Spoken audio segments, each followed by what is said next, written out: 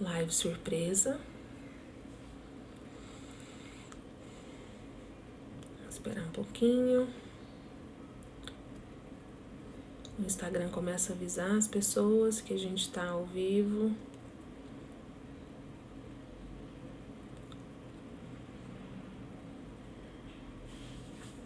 Sábado à tarde. O pessoal tá nos bares tomando uma cervejinha.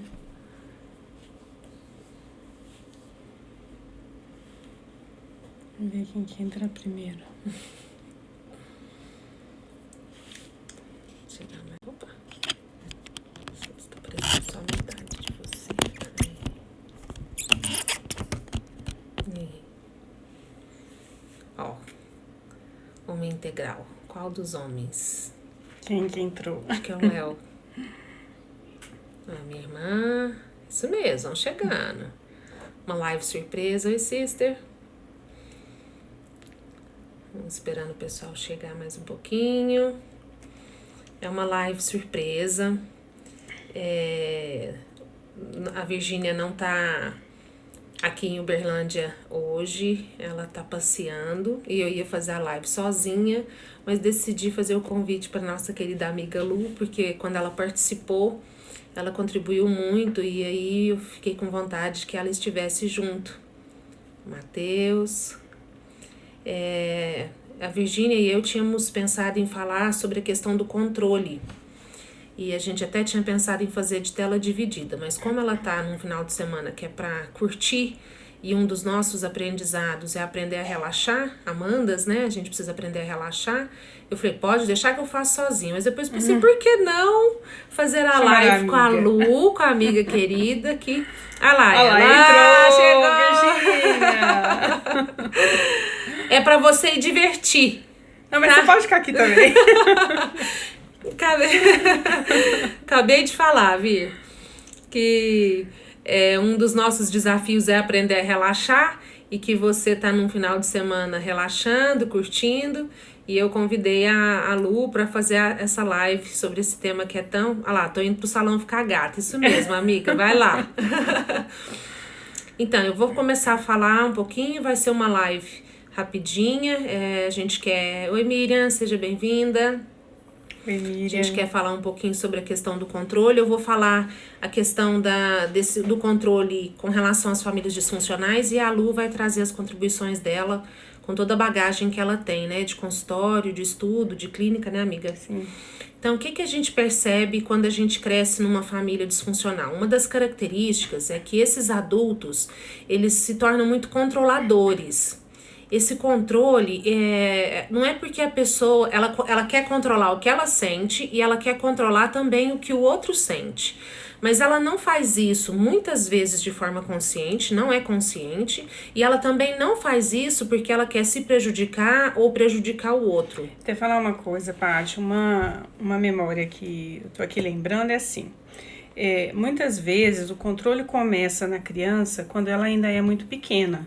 Então, por exemplo, numa família disfuncional, existe um nível de tensão muito alto, todo dia, todo momento. Então, a criança, às vezes, ao invés dela poder estar relaxada e ir brincar, ela está constantemente atenta aos pais e a tudo que acontece na casa. Então, o controle normalmente se instala nesse momento em que ela ainda não tem um discernimento adulto para saber, e aí casa com o que você tá falando. É exatamente isso. Essa criança, ela fica em estado de alerta o tempo todo, porque a qualquer momento pode acontecer algo, e algumas vezes coisas graves podem acontecer, então essa criança não relaxa. E a questão do controle não é porque ela quer se prejudicar ou prejudicar o outro.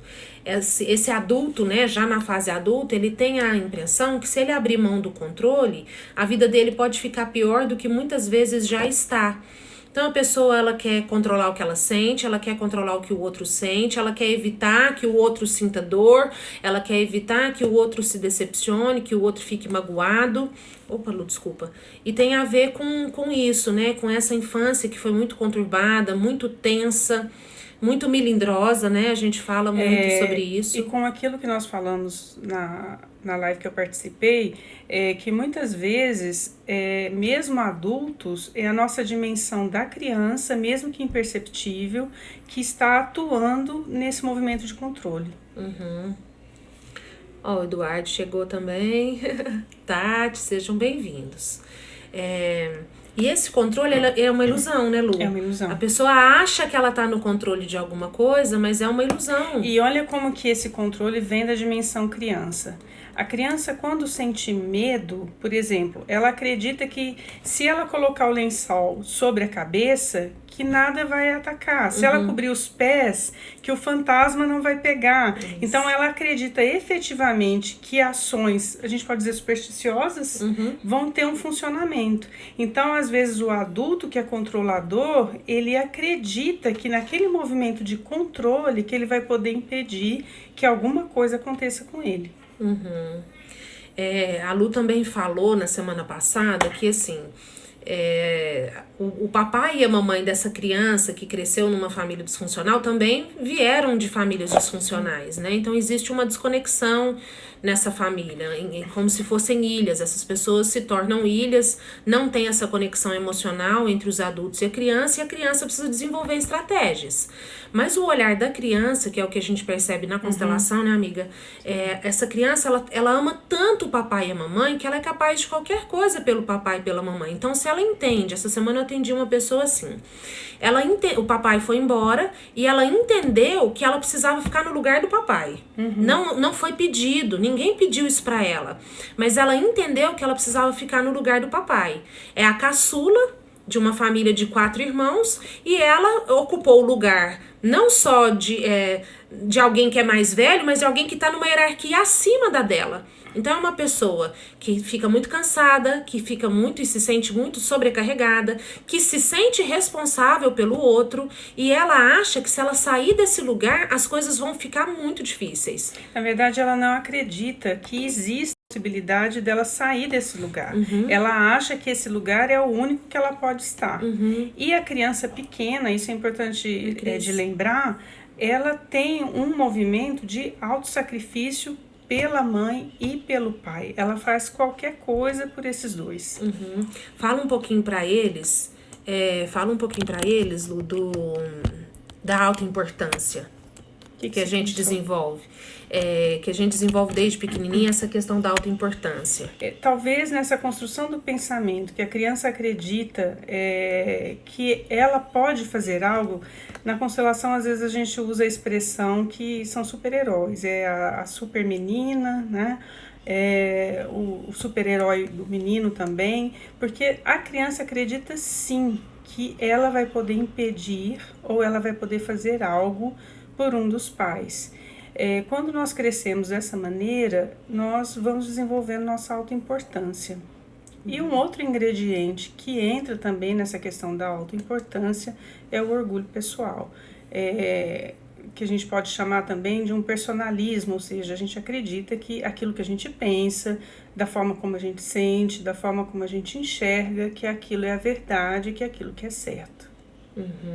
Então, quando a gente consegue, né, Paty, dar um passo para trás e sair desse movimento, sair de um comportamento repetitivo que muitas vezes nós temos em família e poder observar que as coisas continuam acontecendo, que as pessoas continuam vivas, que outras pessoas entram em cena, que outras estratégias são criadas. Isso é muito bom, mas ao mesmo tempo, aí sim a gente vê que a gente não é tão importante assim. Exato. E por que a gente desenvolve essa questão da autoimportância? Porque a gente quer pertencer a essa família. A gente quer se sentir amado. Às vezes a gente não tem consciência que a gente quer se sentir amado, mas quando a gente tem um reforço do tipo, nossa, que gracinha, se não fosse você eu não sei o que faria da minha vida. Se não fosse você me ajudar nesse momento, eu não sei onde, né, como que a nossa família estaria. Então a gente vai ouvindo também algumas coisas que reforçam que a gente fique nesses lugares que a gente escolheu desde muito cedo. A pessoa liga, um familiar, e fala, eu só tenho você para conversar. Se não for você, eu não vou ter ninguém para me ouvir. Tanto esse familiar acredita nisso, e quando nós acreditamos também, a gente acaba fechando um circuito e nem eu, por exemplo, vou enxergar que existem outras opções e nem esse familiar que está me requisitando. Eu fico pensando assim, quando a Lu vai falando, eu fico pensando quantas vezes eu estive nesses lugares, né? Nossa, eu quero conversar com você, porque só você vai me entender. Nossa, tanto que eu sou importante, gente, tanto que eu sou bonitinha. E à medida que eu fui saindo desses lugares, eu fui perdendo alguns títulos, né? Você tá estranha, isso aí que você tá fazendo não tá te fazendo bem, você tá ficando esquisita. Então, dá um medo na criança interna, que é a nossa parte emocional, de assim, se as pessoas da minha família estão me achando estranha, se eu tô ficando muito diferente de todo mundo, então eu não vou pertencer mais. E de abrir mão desse lugar e não ter mais uma importância afetiva para aquela pessoa. Isso é uma ilusão. É porque, por exemplo, se eu estou precisando conversar com alguém e eu chamo a Paty, ela pode avaliar se naquele momento ela pode me ouvir ou não. Ela pode, por exemplo, falar que naquele momento ela não pode, mas que em um outro momento ela pode. E nem por isso eu vou deixar de gostar dela ou ter o afeto que eu tenho com ela. E isso leva um tempo, né, Lu? Até a pessoa Sim. chegar nesse ponto, leva um tempo. E a gente sempre fala aqui da importância das pessoas se conhecerem, delas buscarem terapia, alguma coisa, algum curso de autoconhecimento, porque você só vai saber que você tá preso a essas armadilhas à medida que você vai conhecendo sobre sim, isso. E culturalmente, se a gente pensar, às vezes a pessoa toma esse não como egoísmo, como falta de disponibilidade, de generosidade, e não como um limite que é necessário para o outro. Ele precisa avaliar se ele está disponível de fato naquele momento. Por isso que eu acho que quando a gente faz terapia, muitas vezes a gente fala, nossa, parece que eu estou ficando egoísta. E não é ficar egoísta, é começar a pôr limite. Limite em nós e limite no outro.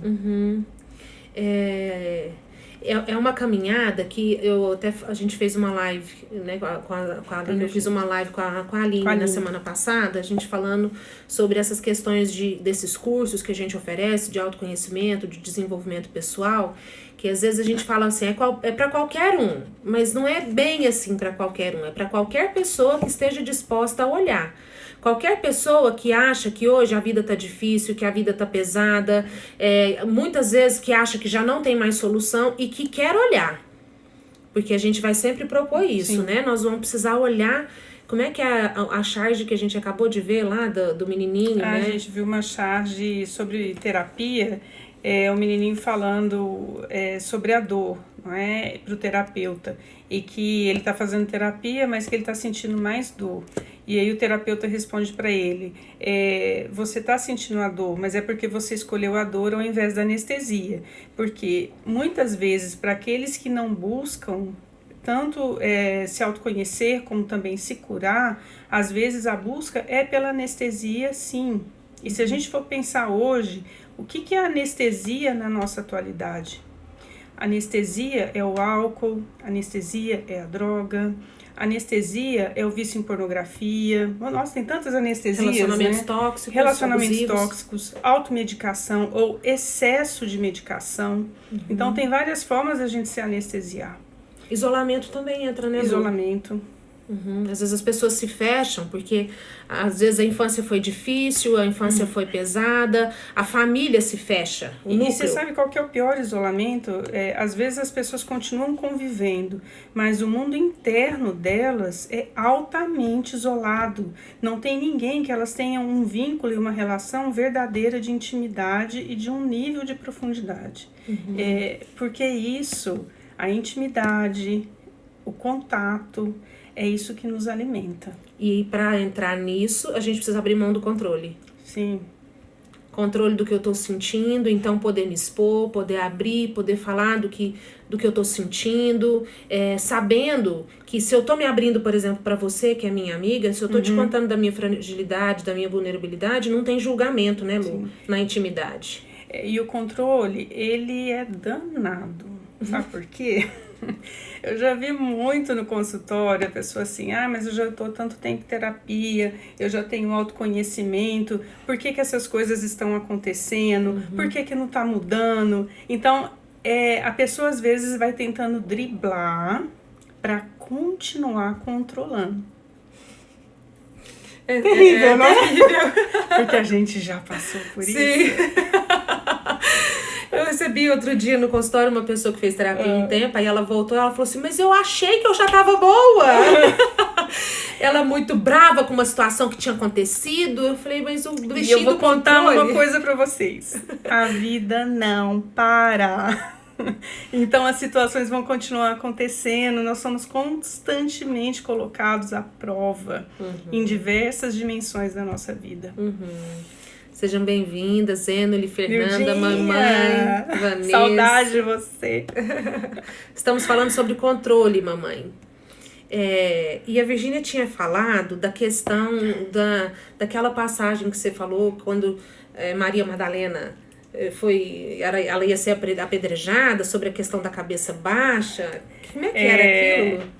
Eu leio muito, gente. Eu leio coisas diversas, então às vezes é uma mistureira de temas na cabeça. Mas eu estava lendo um livro, um dos últimos livros do Hellinger, depois a gente pode pôr uma fotinha do livro aqui, e que ele conta da passagem, na verdade, da mulher adúltera. E que quando os algozes, né, chegam com a mulher adúltera, que ele permanece de cabeça baixa, ele estava desenhando na areia, e desenhando na areia ele continuou. Então, que ele não afronta nem os algozes e nem a mulher adúltera, que de certa maneira existia uma parte algoz também nela. E quando ele fala que atire a primeira pedra aquele que estiver sem pecado, que do mais velho ao mais novo começaram a se retirar, até que fica somente a mulher adúltera, e ela olha para ele, perguntando, né, e agora? E ele, você pode ir? Quer dizer, ele não afronta, uma postura de profundo respeito, sem julgamento, e aí a gente vê da própria postura que a gente procura trabalhar. Eu fiquei pensando com relação ao controle. Ela estava sendo julgada, porque existiam regras culturais da época. Isso. Então, assim, esses que estavam julgando, que iam apedrejá-la no controle, né? Sim. Para manter as regras, e a gente pode ver o quanto isso é atual, porque nas nossas famílias, quando nós vamos contra algumas regras, o quanto que as pessoas às vezes têm dificuldade. Por exemplo, eu vivenciei isso quando uma primeira mulher da minha família foi separar, foi um caos em todo o sistema, porque na família não tinha ainda nenhum divórcio. Tá? Então não é fácil esse lugar. E aí pegando esse viés... E de qualquer coisa nova, né, qualquer coisa nova. Não é só por exemplo, eu dei o exemplo aqui de um divórcio num sistema, mas, por exemplo, uma primeira pessoa que começa a fazer terapia e modificar, existe sim um movimento do sistema, às vezes de começar a boicotar ou ir contra, porque aquilo é novo. O controle de novo por trás, né? Então tem o controle em nós, tem o controle do outro sobre nós, tem o controle dentro da própria família. Dentro da família, na sociedade. E aí a Virgínia estava falando sobre essa questão que a Lu trouxe da postura. Como que eu vou sair, então, desse movimento? Primeiro que não é do dia pra noite. Treino. Precisa ter um treino. Não foi do dia pra noite que foi construído, não é do dia pra noite também que a gente vai fazer diferente. Mas a gente está propondo aqui que cada um de nós possa tomar consciência. Qual que é o nível do controle na sua vida? Você se considera, primeiramente, uma pessoa controladora? Você tem consciência? Essa pergunta é terrível. Vamos dar alguns exemplos práticos de pessoas controladoras. A pessoa vai receber alguém em casa. Então, ela quer receber essas pessoas, ela quer receber os convidados bem. Mas aí ela vai preparar a mesa e o forro que ela tinha pensado para colocar na mesa não, vou te dar sujo. Um exemplo melhor do que o forro. Eu vou chamar a Paty e não vou chamar a Virgínia, porque acho que elas não estão se dando bem. E é melhor não chamar as duas. Nossa. Aí ela vai ficar durante a recepção o tempo inteiro pensando, e se a Virgínia descobrir que eu chamei a Paty e não chamei ela? Magoadíssima. Mas o forro também é uma questão, porque se a pessoa tiver um nível de controle muito alto, ela não consegue relaxar, porque o forro que ela tá colocando na mesa não era aquele que ela queria. O forro, o copo, a comida. Nossa, até falta de ar. Eu já fui muito controladora. Hoje, assim, eu recebo em casa quem eu quero receber. Pra que a gente vai ficar fazendo sala, né, Lu? Pra que a gente fica cumprindo tabela? Para agradar os outros, porque aquilo é esperado que a gente faça. Por que não pode ser leve? Esses adultos, eles não sabem relaxar. Tem que ser assim, ó, tem que estar... Eu socorro. Olha lá, menina, tá vendo? Tem sempre um que se identifica com o forro da mesa. O forro da mesa não é o mais importante. O mais importante é assim, você tá feliz de receber essas pessoas em casa? São as pessoas que você quer realmente chamar? Sim, né? E poder saber, porque a busca que nós vivemos é uma busca de capacidade de intimidade, de autonomia. É uma busca da gente poder ser o máximo possível honesto, primeiro consigo, depois com o outro. De sermos, né, sinceros, autênticos, uma busca de autenticidade. E isso não é fácil. E também tem um outro viés que eu acho que seria importante da gente olhar, porque nós somos seres sociais. É claro que em alguns momentos eu vou precisar chamar alguém que não é alguém do meu coração e da minha maior intimidade. Mas em algumas situações, o problema é quando a vida da pessoa é uma vida de máscara social. E é isso que eu acho que a gente procura se desvencilhar. Isso. Ter relações de intimidade, relações que eu falo que é uma relação de mão dupla, né? Eu me abro com a Lu e a Lu se abre comigo. E é uma relação de confiança. Esses adultos, eles também têm muito medo de entrar em intimidade, porque para entrar em intimidade eu tenho que abrir mão do controle. Então eles se tornam bons ouvintes. Eles são ótimos ouvintes. Pode me contar, vem, fala. Aí eles vão para essas áreas, né? Se tornam psicólogos, terapeutas, assistentes sociais, médicos. E o controlador, por exemplo, ele é um bom ouvinte, mas ele não gosta de falar do mundo dele. Porque muitas vezes a base é de uma não confiança.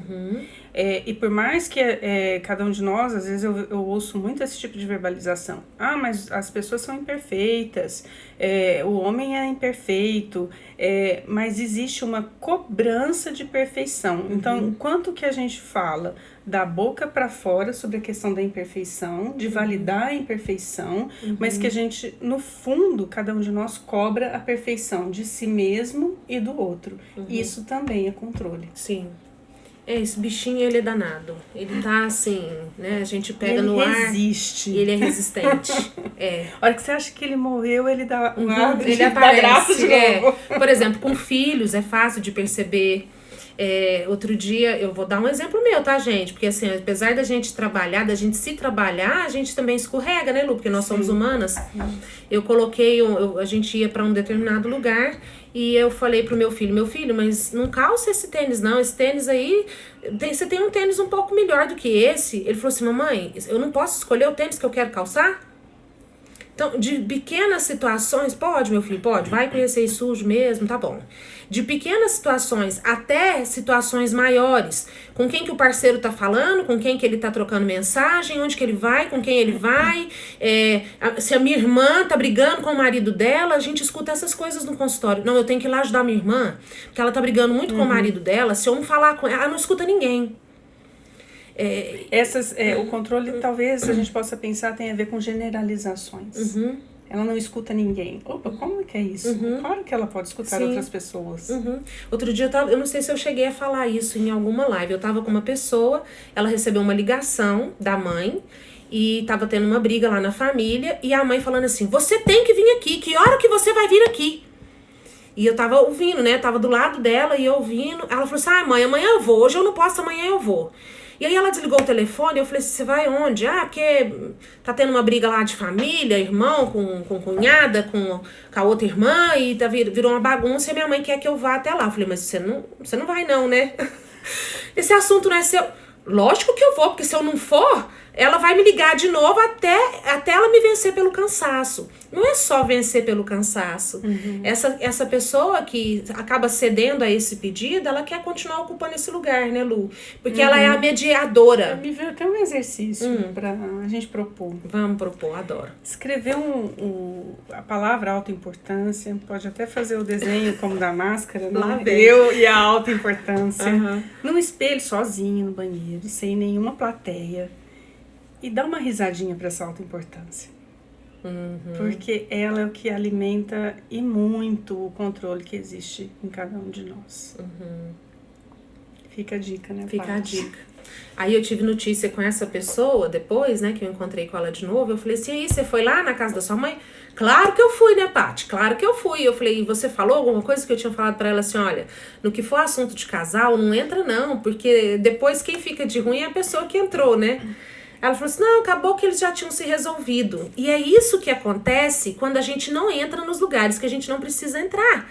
As pessoas se movimentam. Que decepção, né? Nossa, ela ficou super chateada, que ela nem pôde falar o que ela pensava a respeito da história. Isso é uma verdade, né? Por exemplo, se eu tô com uma dificuldade com a Paty e a Virgínia entra, eu falo da Virgínia porque nós somos muito amigas. Ok, Eduardo. Ao invés de a gente se resolver mais rápido, se uma outra pessoa entra, isso vai ter um tempo maior para poder resolver. Então, eu costumo dizer, saiam da triangulação. Que triangulação? Se eu sou A Paty é B e eu tenho uma dificuldade com ela, eu não vou colocar nenhum elemento C, e se a Paty também fizer isso, a chance de nós conseguirmos voltar a entrar em concordância é muito maior. A Poli se identificou com alguma coisa e ela colocou mas eu não sei, né? O que você se identificou? Você conta aí, Poli. Alguém tem alguma pergunta sobre isso? Quer compartilhar alguma coisa sobre essa questão do controle? Porque nós não estamos livres dele. Ele nos protegeu, né, Lu? O controle ele vem como uma defesa. E é importante que a gente olhe com muito respeito para ele. Mas podendo perceber que como é algo que começa a ser construído na criança, quando somos crianças e nossa parte criança, na vida adulta ele não vai nos auxiliar muito. E abrir mão dele é um desafio. É muito sofrimento, né? Quando esse nível de controle é muito alto, né, Lu? Sim. E a ideia, ao abrir mão do controle, se eu posso me acalmar internamente, se eu me conheço internamente, eu abro mão do controle para ter autocontrole, que é completamente diferente. É eu poder realmente me sustentar em mim mesma, saber o que eu estou sentindo, identificar as minhas emoções, poder pensar quais as atitudes e estratégias mais adequadas para cada situação.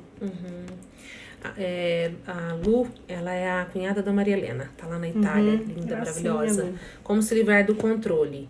É o que a gente falou um pouquinho mais cedo, não é do dia pra noite. E não é se livrar, o controle merece nosso respeito. Sim, ele foi muito útil, né? Às vezes ele vai ficar mais ameno dentro de nós. Nós trocamos, né? Aos poucos. Por exemplo, quando eu abro mão de controlar, se a Paty chega pra mim e precisa muito que eu faça algo e naquele momento eu não posso, e eu coloco um limite e abro mão de ser tão importante pra ela, eu já estou abrindo mão de um controle. Quando a Paty falou da situação com o filho do tênis, quando ela fala para ele colocar um tênis, ele se rebela falando que quer colocar outro, e ela, ok, pode colocar o outro, é um exercício de abrir mão do controle. Quando o meu filho fala que vai de chinelo pro shopping, nós estamos indo jantar em algum lugar mais legal, mamãe, eu quero ir de chinelo. E a mãe quase morre. Então vai, meu filho, vai de chinelo.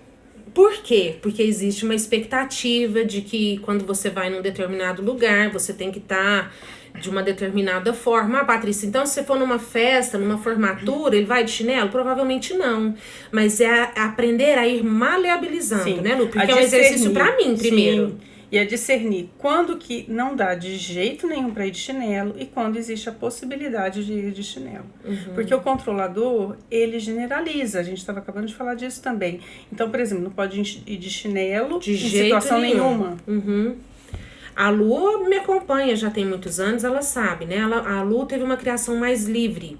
Então, a filha dela brinca com meleca, o que mais, hein? Ela brinca no banho até hoje. Ela brinca no banho, o meu é assim, vamos gente, anda logo, rápido. Porque esse foi o jeito que eu fui criada. Tô chocada, não me via tão controladora. Toca aqui, Miriam.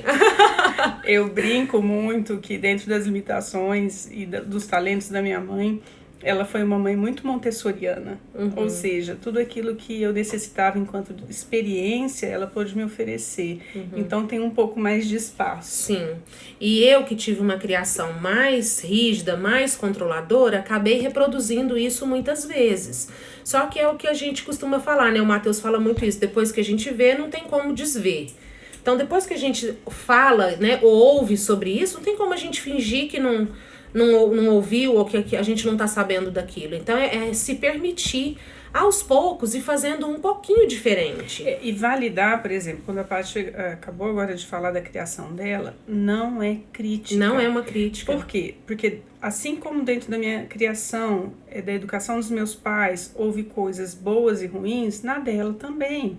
E a nossa tarefa de adulto é concordar, filtrar na bagagem tudo que foi importante e poder fazer um pouco diferente na vida, né, enquanto adultos. A gente tem também uma ilusão com relação a filhos, ao tipo de pessoa que a gente espera que eles sejam. E quanto mais a gente tem expectativa ou idealização a respeito de quem a gente espera que eles sejam, mais presos eles ficam a esse controle. Então começam a fazer coisas escondidas, né? Ou não compartilha tudo, porque eu não vou levar essa preocupação para minha mãe, né? Isso aqui ficou feio. Tem muito essa coisa do perfeccionismo, do autoritarismo. Eu gosto de explicar no consultório assim, eu faço uma bolinha e aí eu escrevo controle. E vou puxando as ramificações. O controle é o núcleo. Em volta do controle tem autoritarismo, perfeccionismo, irritabilidade, autoexigência, autossuficiência. E sabe um outro ganchinho que eu faria? Quando nós idealizamos pessoas, a idealização é uma forma de controle. A gente coloca a pessoa como se ela fosse perfeita, é uma forma de controle, porque aí ela tem que se esforçar para não nos decepcionar. Orgulho, arrogância também são ramificações. Esses controladores que são muito perfeccionistas fazem tudo muito certinho. Se você propõe alguma coisa para essa pessoa, alguma coisa diferente, experimenta fazer dessa forma, mas como? Aí a pessoa fica ofendida. Como que eu vou fazer diferente? Experimenta. Porque o que a gente observa, à medida que a gente vai abrindo mão desse controle exacerbado, a vida fica mais leve, a gente aprende a pedir ajuda, a gente entende que a gente não tem que dar conta de tudo, não tem que ser autossuficiente. Aprende a colocar limites e a dizer não. Aprende sobre postura, que a Lu falou mais cedo. Eu não sou melhor do que o outro porque eu tô me trabalhando, porque eu tô olhando para essas questões. Né, Lu? Que isso é uma fase que normalmente cada um de nós passa também, que é outra faceta, esse se achar melhor, que é a arrogância. Isso. O como nós nos achamos melhores do que os outros. E a gente precisa olhar para isso. Então é um convite para que vocês avaliem aí, as meninas, né, compartilharam, a Miriam falou, a Poliana tá ali falando, né, que ela é boa ouvinte. Por que o adulto ele fica bom ouvinte? Porque falar sobre o que está no mundo dele pode ser muito assustador. E é risco porque quando, por exemplo, nós duas estamos aqui, o que eu estou vencendo em mim? O medo de errar? De se expor, né, Lu? De me expor. A Lu é psicóloga, eu sou terapeuta. E dentro da psicologia, uma das coisas é ter um distanciamento, né, Lu? E como terapeuta, eu dou a cara a tapa, dou exemplo meu. Na verdade, a parte tô mais livre. Live, tá, eu tô mais livre nisso. Nisso eu não tenho tanto controle. Eu tenho controle sobre outras coisas. Eu tento controlar outras coisas, apesar de já ter melhorado muito. Né? Desculpa. Né, Adriana? Vixe, tá se identificando aí, né? Lembrando que tem 3 regras que controlam os adultos que cresceram em famílias disfuncionais. Por isso que eles se tornam bons ouvintes. Não fale, não confie e não sinta. Porque para você falar, primeiro que você falar algo que é muito feio, né, entre aspas, muito da sua sombra, você tem que acessar esse sentir. Segundo, você tem que confiar na pessoa. E esse adulto, você pode contar nos dedos da mão as pessoas que ele confia. Então, assim, pra que eu vou sentir dor? Porque vai doer. Olhar pra essas coisas vai doer. Então, pra que eu vou me expor e vou falar isso? O que a Lu vai pensar de mim quando eu colocar isso pra ela? E me veio uma imagem sobre controle. Controle é um condomínio fechado, cheio de cerca, com espaço pequeno. Então, quando nós estamos ainda muito reféns do controle que mora em nós, eu costumo brincar que o nosso quarto é pequenininho. A gente tem muito medo e arrisca e ousa pouco. Vamos abrir essas porteiras. Devagar. Também é uma coisa que é muito importante. Não sair de um extremo e ir para o outro. Que também não funciona. É devagar, é gradativo, um dia de cada vez. Eu gosto da palavra combinado. Eu fui fazendo pequenos combinados comigo. Vou dar um outro exemplo, de filho de novo. Eu participo, junto com a Virgínia e a minha tia, de processos intensivos de terapia que chama maratona. E eu tinha só os meus 2 mais velhos e o meu marido chegou com os meninos, porque no domingo eles vão buscar e ficam para almoçar. E os meninos estavam com uma camiseta de pijama. Isso assim, né? Isso aqui deve ter o quê? Uns 6, 7 anos. E aí eu cheguei pra ele e falei assim, você trouxe os meninos com uma camiseta de pijama? Aí ele falou assim, só você que sabe que é pijama. Eu não sabia que era pijama. Naquela hora eu pensei, meu Deus, que isso, é verdade. Então eu fui fazendo pequenos combinados comigo. Patrícia, relaxa. Eles estão bem cuidados, eles têm o pai certo. Do jeito que ele fizer, tá ok. Eles estão protegidos, porque o pai não vai deixar desprotegido. E aí eu percebi que eu comecei a ir para essas maratonas e eu mergulhei mais ainda, porque eu conseguia relaxar. Eu sabia, eu sentia que os meninos estavam bem. Então aí eles passaram aí de chinelo, com camiseta furada. E ninguém nunca reparou, ninguém nunca... Nossa, como é que você tem coragem de deixar seu menino vir com a camiseta furada? Porque isso está em nós. Esse olhar de exigência, porque nós temos um nível de exigência muito alto, está em nós. Então, fazer pequenos combinados com você, o que você dá conta? Hoje, eu gosto muito do Só por Hoje, dos Alcoólicos Anônimos. Só por hoje eu vou relaxar. E para relaxar, eu preciso, por exemplo, desligar o celular. Deixar o celular no silencioso, isso serve para as mamães de plantão. Não, eu tenho que ficar com o celular aqui, porque se meu filho precisar de mim... Seu filho tá lá curtindo, às vezes tá beijando na boca, tá conversando com os amigos, e você tá lá, meia-noite, esperando para ver se ele te deu notícia. Então, põe o seu celular no silencioso, vai dormir mais cedo. Ou numa outra situação de trabalho, que às vezes tem alguém que te incomoda, que te fisga muito. Ah, então só por hoje eu vou, ao invés de olhar para aquela pessoa, eu vou mudar o foco. Eu vou me aproximar da Maria, que fica sentada lá no cantinho, que geralmente eu não dou, nem converso com ela. Outra cena que me vem, às vezes, com alguma pessoa que a gente tenha dificuldade. Só por hoje eu vou escolher conscientemente reagir com essa pessoa de uma maneira diferente daquela que normalmente eu faço. Por exemplo, com pessoas que nós temos dificuldade, a tendência primeira é afastar. Se eu consigo, apesar da dificuldade, por um momento me aproximar, perguntar como essa pessoa está, por um momento ouvir com uma outra postura, isso também é um bom exercício. Então essas são só algumas sugestões. Acho que a gente já pode fechar, né, Lu? Sim. Nós conversamos um pouquinho com vocês. Essa live fica 24 horas disponível aqui no Instagram. Depois a gente sobe ela para o canal do YouTube. O canal do YouTube é Virgínia e Patrícia. Para quem quiser assistir as outras lives. De penetra. Mas ela é muito querida e a gente quer ela mais vezes aqui com a gente. Oi, Guilherme. Então é isso. Quero agradecer a participação de todos. Nós estamos terminando a live, Guilherme. Regiane, sejam bem-vindos. Quem entrou agora por último, a gente... o cabelo ficou bagunçado. Olha o controle, deixa eu arrumar isso aqui. Foi um ótimo exemplo final. É ótimo para terminar. Obrigada a todos que ficaram com a gente aqui até agora. E a gente deseja que vocês possam ir abrindo mão desse controle, desse bichinho, para poder aprender a relaxar, para aprender a desfrutar, para se abrir para a intimidade. Eu, a Lu e a Virgínia tivemos uma experiência de fazer um grupo terapêutico há mais ou menos, acho que 8, 7 anos atrás, e a gente aprofundou muito em intimidade. É muito bacana ter pessoas que você sente que você pode contar mesmo, de verdade. Ser honesta, Ser honesta, que não tem julgamento. Ou com medo. Com medo mesmo, ou sem medo. Eu falo, né, aconteceram algumas situações ultimamente que eu falei, gente, nós somos amigas de verdade. Então, assim, se abrir para isso pode ser muito reconfortante.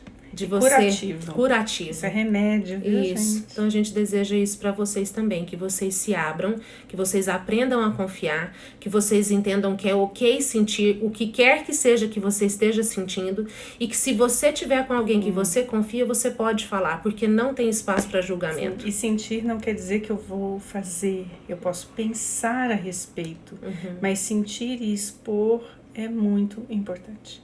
Por isso que é bom fazer terapia. É isso, pessoal. Um beijo Beijão. no coração de cada um de vocês. Até uma próxima. Até semana que vem.